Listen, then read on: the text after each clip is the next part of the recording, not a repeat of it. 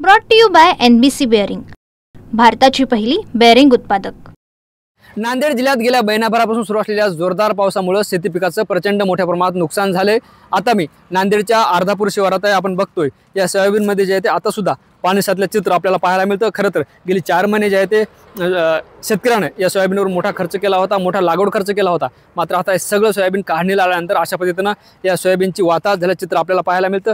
अगदी एका झाडाला जे आहे ते 5 ते 6 शेंगा पाहायला मिळतात आणि त्या शेंगा सुद्धा काळवंडल्या, त्या शेंगा सुद्धा आता चपट्या झाल्यात। त्यामुळे यातून काय मिळणार आहे असा सुद्धा प्रश्न आहे। आपण बघितलं तर नांदेड जिल्ह्यातली हीच सगळीकडे विदारक परिस्थिती आपल्याला पाहायला मिळते। नांदेड जिल्ह्यात जे आहे ते यावर्षी 7,235 हेक्टरवर खरीपाची पेरणी झाली होती, त्यातील तब्बल 6,48,533 हेक्टरवर शेती पिकाचं मोठ्या प्रमाणात नुकसान झाले। याचा अर्थ जे आहे ते आपण बघू शकतो की नांदेड जिल्ह्यातील हे सगळ्यात मोठं नुकसान म्हणावं लागेल। यापूर्वी सुद्धा अनेक घरांची सुद्धा नांदेड जिल्ह्यात पडझड झाल्याचं चित्र पाहायला मिळतं। खरं तर नांदेड जिल्ह्याची पावसाची सरासरी 891 मिलीमीटर एवढी आहे, मात्र यावर्षी जर आकडा बघितला तर 905 मिलीमीटरपेक्षा जास्त पाऊस आजच्या तारखेत पडला आहे। गतवर्षी जे आहे ते आजच्या तारखेत 805 मिलीमीटर एवढा पाऊस पडला होता। आपण जर तुलना केली तर गतवर्षी तुलनेत आज 100 मिलीमीटर पाऊस जास्त पडला आहे। अजून सुद्धा पावसाळा बाकी आहे। हे सगळी आकडेवारी जी आहे ते नांदेड जिल्ह्यातील पावसाची परिस्थिती आपल्याला दाखवते। आपल्यासोबत शेतकरी सुद्धा, त्यांच्यासोबत सुद्धा आपण संवाद साधणार आहोत। गेल्या काही दिवसापासून सुरू असलेल्या पावसामुळे शेती पिकाचं नुकसान झालंय, शेतकरी सुद्धा यामुळे आर्थिक अडचणीत आला, हतबल झालाय।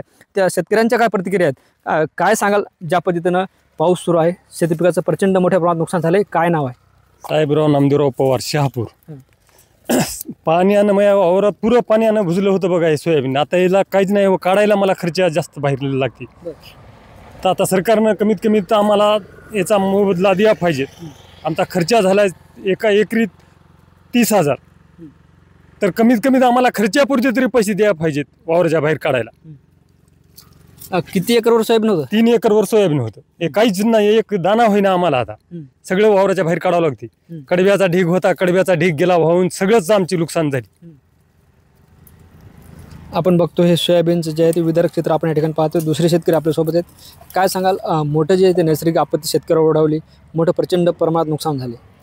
मागील 1 महिन्यापासून सततचा पाऊस असल्यामुळं एका दिवशी तर इतका पाऊस पडला की ते 5 मिनिटांमध्ये टोंगळ्या इतकं मांड्या इतकं पाणी वावराच्या बाहेर निघालं।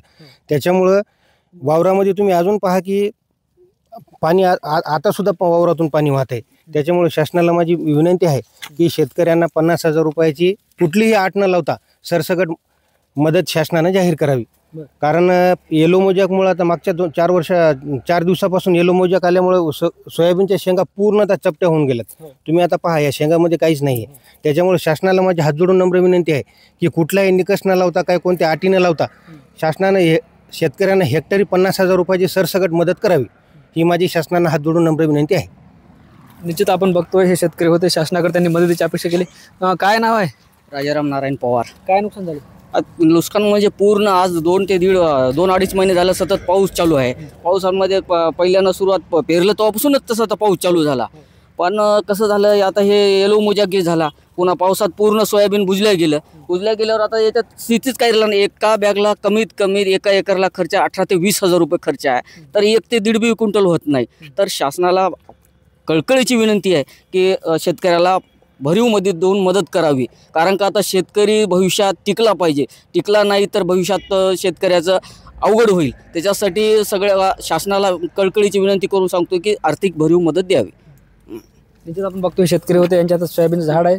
अशा पद्धतीने जे आहे ह्या सगळ्या शेंगा चपट्या झाल्यात, त्यामुळे जे त्यात आता सोले सुद्धा निघणार नाहीत। सोयाबीन जे आहे ते आता काळवंडलं चित्र आपल्याला पाहायला मिळतं आणि या सगळ्या व्यथा जे आहे ते हे शेतकरी आपल्यासोबत मांडताना आपण पाहायला मिळाले।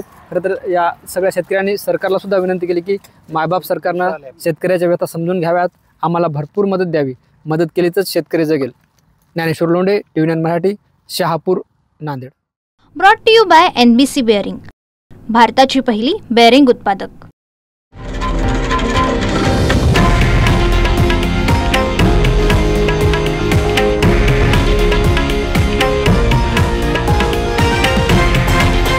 हे आहे देशातील नंबर 1 न्यूज नेटवर्क आणि आपण पाहत आहात TV9 मराठी, एकमेव।